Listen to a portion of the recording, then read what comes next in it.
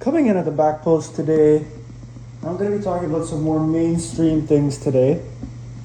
Typically, I focus on more obscure topics, but it's just some of the transfers that I'm seeing right now, especially with Barcelona, it's bothering me.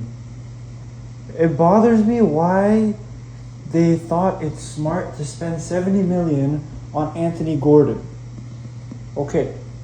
And then next, you're going to spend over 100 million on Julian Alvarez, who's a good player, very good player.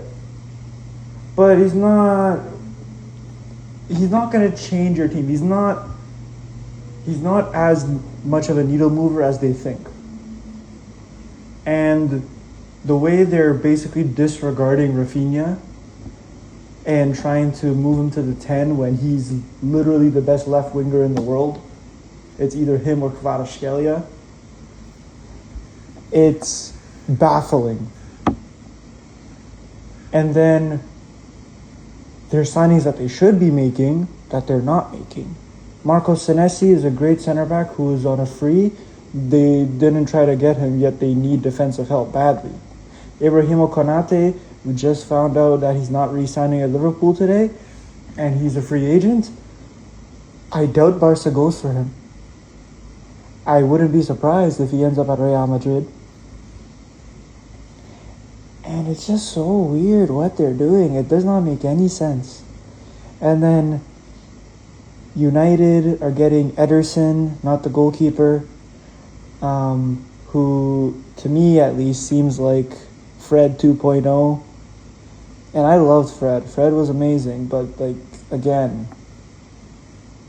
with these big clubs that are trying to take a step, United are trying to take a step to try to compete with the top teams in the Premier League. Barcelona are trying to take that final step to becoming a true Champions League contender. And they're not making moves that really move them forward. Ederson is not the move that takes you from third to second in the Premier League.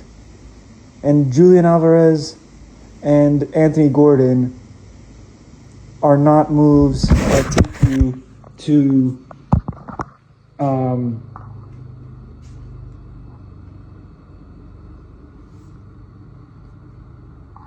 take you to Champions League, to becoming a Champions League winner. Not when you have players like Lamine Yamal and Rafinha who are firing on all cylinders, and your biggest Achilles heel the past few years has been your defense. And maybe you can get another striker. Julian Alvarez is not the striker they need. Robert Lewandowski worked very well because he's a true poacher. Especially even at his old age. What they needed was a striker like a Viktor Gyökeres. But they didn't even try to go and get Gyökeres last summer. I believe that Gyökeres would have scored 25 goals this season for Barcelona. Because they play in a style that works towards that plays towards him, that plays in a way that's better for him, as opposed to Arsenal having him trying to hold it up every time because they don't have enough creation from the wings. Barcelona is all creation from the wings, and you just clean up the scraps. Hence why Robert Lewandowski could barely move and scored so many goals still. And I know this is very Barca focused, but it's just these little things that they're on the line of becoming a true Champions League contender, and they're making silly mistakes that are going to lead to their downfall. And we see this with a lot of teams. Real Madrid's trying to overcompensate for Vinicius Jr. every 2 seconds is leading to bad results for them. We see so many clubs just making silly decisions when they're on the line.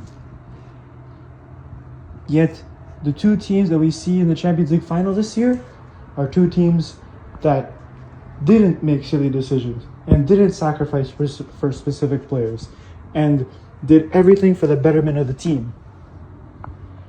and made clear, logical decisions. Everybody knew that Arsenal needed a striker, and they got one. Was he the best one? Probably not. But is he a good striker for the way they play? He's fine. PSG, they built their team very well, very strong with lots of depth. Arsenal have their style where they get versatile players who could play in different positions. Hence why they have a back four of 4 center backs, 2 of which they've moved from center back to full back. And it's just these little things that make the difference. Tomorrow is the Champions League final, and what I'm speaking about is you see how the teams in the Champions League final operate compared to everyone else. There's only 3 teams in the world that you can clearly say every decision they make is making sense. And it's clear what they're trying to accomplish. Not like signing Anthony Gordon for the sake of signing Anthony Gordon. They're Bayern Munich, PSG, and Arsenal. Every other club in the world is flawed in the way they make decisions and the way they're building their teams, and you see it in the results on the pitch. And I think it's only a matter of time before the decisions that these clubs make ends up biting them. We're going to see Barcelona are going to get Julian Alvarez, they're going to get Anthony Gordon, and they're going to do worse next year. Real Madrid are going to win La Liga. I'm not a Real Madrid fan. I'm not a Barca fan. I'm just saying. And you'll see Real Madrid make a bunch of defensive moves. They'll probably win La Liga, but they'll do significantly worse in the Champions League. And both teams are trying to...